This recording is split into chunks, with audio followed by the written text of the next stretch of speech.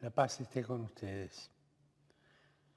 Saludo cordialmente a usted, señor presidente, y a todas las delegaciones que participan en esta significativa 75ª Asamblea General de las Naciones Unidas. En particular, extiendo mis saludos al secretario general, señor Antonio Guterres, a los jefes de Estado y de Gobierno participantes y a todos aquellos que están siguiendo el debate general.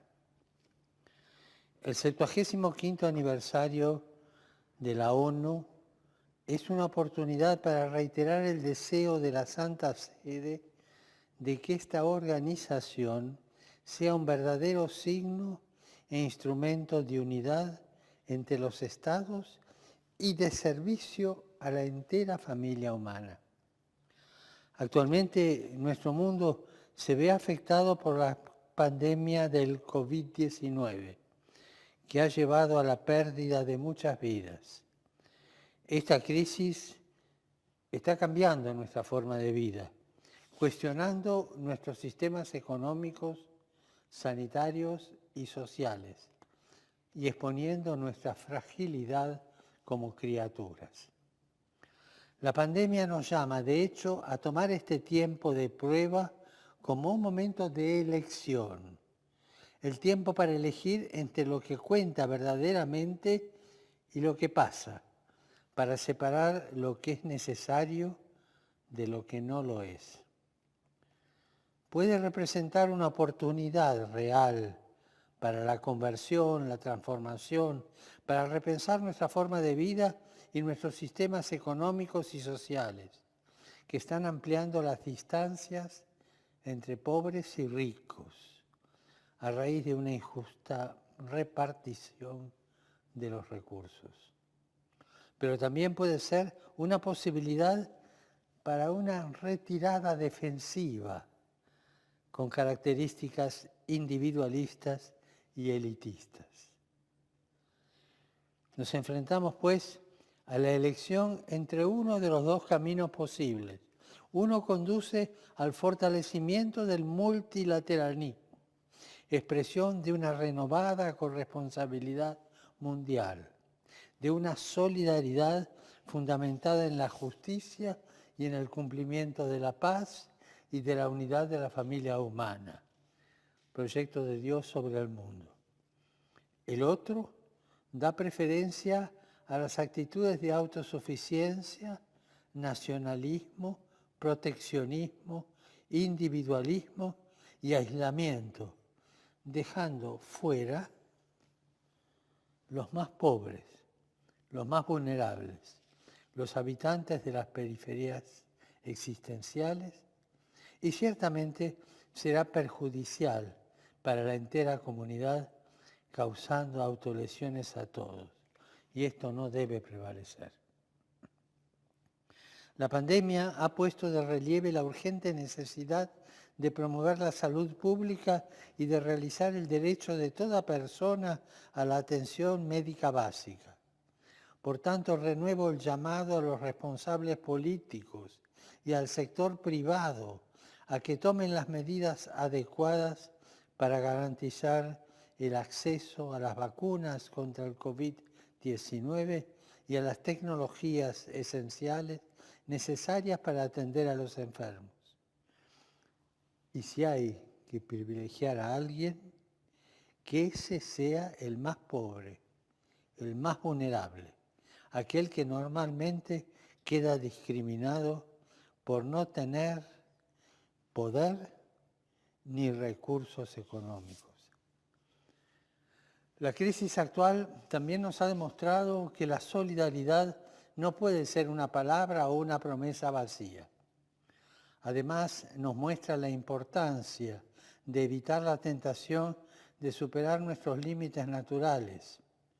La libertad humana es capaz de limitar la técnica, orientarla y colocarla al servicio de otro tipo de progreso, más sano, más humano, más social, más integral. También deberíamos tener en cuenta todos estos aspectos en los debates sobre el complejo tema de la inteligencia artificial.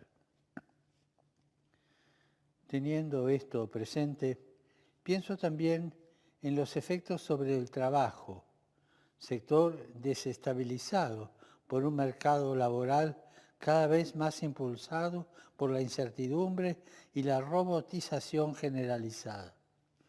Es particularmente necesario encontrar nuevas formas de trabajo que sean realmente capaces de satisfacer el potencial humano y que afirmen a la vez nuestra dignidad. Para garantizar un trabajo digno hay que cambiar el paradigma económico dominante, que solo busca ampliar las ganancias de las empresas. El ofrecimiento de trabajo a más personas tendría que ser uno de los principales objetivos de cada empresario, uno de los criterios de éxito de la actividad productiva. El progreso tecnológico es útil y necesario siempre que sirva para hacer que el trabajo de las personas sea más digno, más seguro, menos pesado y agobiante. Y todo esto requiere un cambio de dirección. Y para esto ya tenemos los recursos, y tenemos los medios culturales, tecnológicos, y tenemos conciencia social.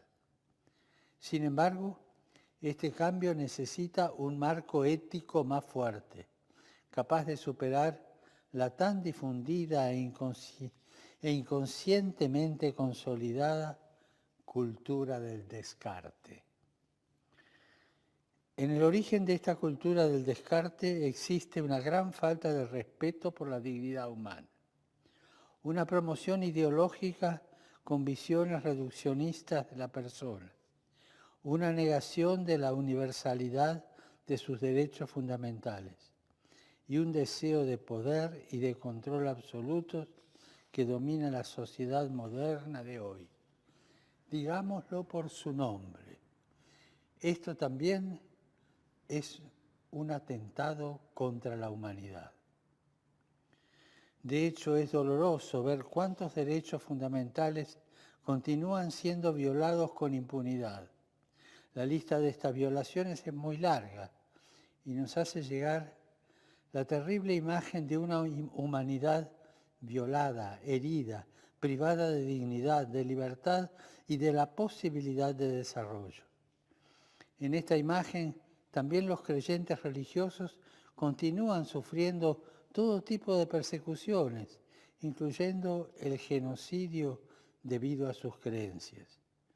También entre los creyentes religiosos somos víctimas los cristianos.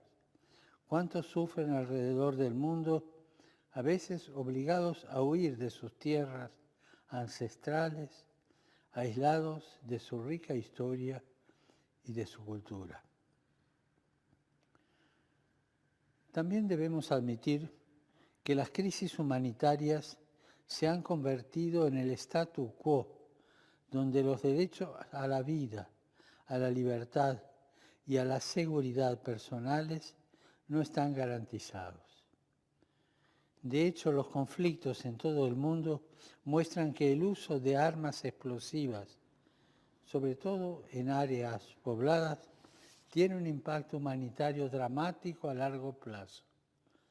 En este sentido, las armas convencionales se están volviendo cada vez menos convencionales y cada vez más armas de destrucción masiva, arruinando ciudades, escuelas, hospitales, sitios religiosos e infraestructuras y servicios básicos para la población. Además, muchos se ven obligados a abandonar sus hogares. Con frecuencia, los refugiados, los migrantes y los desplazados internos en los países de origen, tránsito y destino sufren abandonados, sin oportunidad de mejorar su situación en la vida o en la de su familia. Peor aún, miles son interceptados en el mar y devueltos a la fuerza a campos de detención donde enfrentan torturas y abusos. Muchos son víctimas de la trata, la esclavitud sexual o el trabajo forzado, explotados en labores degradantes sin un salario justo. Esto, que es intolerable, sin embargo, es hoy una realidad que muchos ignoran intencionalmente. Los tantos esfuerzos internacionales importantes para responder a estas crisis comienzan con una gran promesa, entre ellos los 2 pactos mundiales sobre refugiados y para la migración. Pero muchos carecen del apoyo político necesario para tener éxito. Otros fracasan porque los estados individuales eluden sus responsabilidades y compromisos. Sin embargo, la crisis actual es una oportunidad. Es una oportunidad para la ONU. Es una oportunidad de generar una sociedad más fraterna y compasiva. Esto incluye reconsiderar el papel de las instituciones económicas y financieras, como las de Bretton Woods, que deben responder al rápido aumento de la desigualdad entre los superricos y los permanentemente pobres. Un modelo económico que promueva la subsidiariedad, respalde el desarrollo económico a nivel local e invierta en educación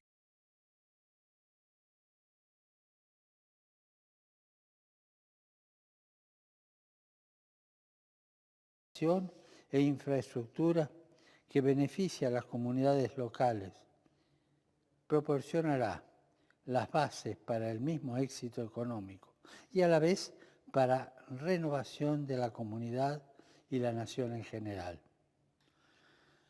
Y aquí renuevo mi llamado para que, considerando las circunstancias, se afronten por parte de todos los países las grandes necesidades del momento, reduciendo o incluso condonando la deuda que pesa en los presupuestos de aquellos más pobres. La comunidad internacional tiene que esforzarse para terminar con las injusticias económicas. Cuando los organismos multilaterales de crédito asesoren a las diferentes naciones, resulta importante tener en cuenta los conceptos elevados de la justicia fiscal, los presupuestos públicos responsables en su endeudamiento y, sobre todo, la promoción efectiva y protagónica de los más pobres en el entramado social. Tenemos la responsabilidad de proporcionar asistencia para el desarrollo a las naciones empobrecidas y alivio de la deuda para las naciones muy endeudadas. Una nueva ética supone ser conscientes de la necesidad de que todos se comprometan a trabajar juntos para cerrar las guaridas fiscales, evitar las evasiones y el lavado de dinero que le roban a la sociedad, como también para decir a las naciones la importancia de defender la justicia y el bien común sobre los intereses de las empresas y multinacionales más poderosas. Este es el tiempo propicio para renovar la arquitectura financiera internacional. Señor Presidente, recuerdo la ocasión que tuve hace 5 años de dirigirme a la Asamblea General en su 70º aniversario. Mi visita tuvo lugar en un periodo de un multilateralismo verdaderamente dinámico, un momento prometedor y de gran esperanza, inmediatamente anterior a la adopción de la Agenda 2030. Algunos meses después, también se adoptó el Acuerdo de París sobre el cambio climático. Sin embargo, debemos admitir honestamente que si bien se han logrado algunos progresos, la poca capacidad de la comunidad internacional para cumplir sus promesas de hace 5 años, me lleva a reiterar que hemos de evitar toda tentación de caer en un nominalismo declaracionista con efecto tranquilizador en la conciencia. Debemos cuidar que nuestras instituciones sean realmente efectivas en la lucha contra todos estos flagelos. Pienso también en la peligrosa situación en la Amazonía y sus poblaciones indígenas. Ello nos recuerda que la crisis ambiental está indisolublemente ligada a una crisis social y que el cuidado del medio ambiente exige una aproximación integral para combatir la pobreza y combatir la exclusión. Ciertamente es un paso positivo que la sensibilidad ecológica integral y el deseo de acción hayan crecido. No debemos cargar a las próximas generaciones con los problemas causados por las anteriores. Debemos preguntarnos seriamente si existe entre nosotros la voluntad política para mitigar los efectos negativos del cambio climático, así como para ayudar a las poblaciones más pobres y más vulnerables, que son las más afectadas. La Santa Sede seguirá desempeñando su papel como una señal concreta de cuidar nuestra casa común. Recientemente ratifiqué la enmienda de Kigali al protocolo de Montreal. Señor Presidente, no podemos dejar de notar las devastadoras consecuencias de la crisis del COVID-19 en los niños, comprendiendo los menores migrantes y refugiados no acompañados. La violencia contra los niños, incluido el horrible flagelo del abuso infantil y de la pornografía, también ha aumentado dramáticamente. Además, millones de niños no pueden regresar a la escuela. En muchas partes del mundo esta situación amenaza un aumento del trabajo infantil, la explotación, el maltrato y la desnutrición. Desafortunadamente, los países y las instituciones internacionales también están promoviendo el aborto como uno de los denominados servicios esenciales en la respuesta humanitaria. Es triste ver cuán simple y conveniente se ha vuelto para algunos negar la existencia de vida como solución a problemas que pueden y deben ser resueltos tanto para la madre como para el niño no nacido. Imploro, pues, a las autoridades civiles que presten especial atención a los niños, a quienes se les niegan sus derechos y dignidad fundamentales, en particular su derecho a la vida y a la educación. No puedo evitar recordar el apelo de la joven valiente Malala Yousafzai, quien hace 5 años en la Asamblea General nos recordó que un niño, un maestro, un libro y un bolígrafo pueden cambiar el mundo. Los primeros educadores del niño son su mamá y su papá. La familia que la Declaración Universal de los Derechos Humanos describe como el elemento natural y fundamental de la sociedad.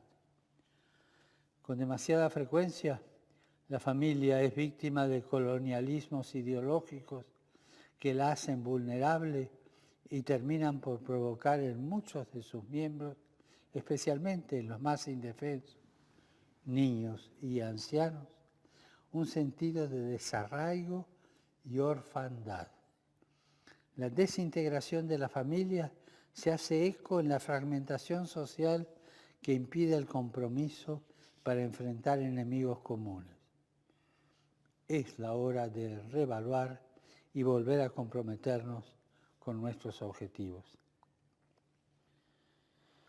Y uno de esos objetivos es la promoción de la mujer. Este año se cumple el 25º aniversario de la Conferencia de Beijing sobre la Mujer. En todos los niveles de la sociedad, las mujeres están jugando un papel importante con su contribución única, tomando las riendas con gran coraje en servicio del bien común. Sin embargo, muchas mujeres quedan rezagadas, víctimas de la esclavitud, la trata, la violencia y la explotación y los tratos degradantes. A ellas y a aquellas que viven separadas de sus familias, les expreso mi fraternal cercanía, a la vez que reitero una mayor decisión y compromiso en la lucha contra estas prácticas perversas que denigran no solo a las mujeres, sino a toda la humanidad, que con su silencio y su no actuación efectiva se hace cómplice. Señor Presidente, debemos preguntarnos si las principales amenazas a la paz y a la seguridad, como la pobreza, las epidemias y el terrorismo, entre otras, pueden ser enfrentadas efectivamente cuando la carrera armamentista, incluyendo las armas nucleares, continúa desperdiciando recursos preciosos que sería mejor utilizar en beneficio del desarrollo integral de los pueblos y para proteger el medio ambiente natural. Es necesario romper el clima de desconfianza existente. Estamos presenciando una erosión del multilateralismo que resulta todavía más grave a la luz de nuevas formas de tecnología militar, como son los sistemas letales de armas autónomas, LAWS, que están alterando irreversiblemente la naturaleza de la guerra, separándola aún más de la acción humana. Hay que desmantelar las lógicas perversas que atribuyen a la posesión de armas la seguridad personal y social. Tales lógicas solo sirven para incrementar las ganancias de la industria bélica, alimentando un clima de desconfianza y de temor entre las personas y los pueblos.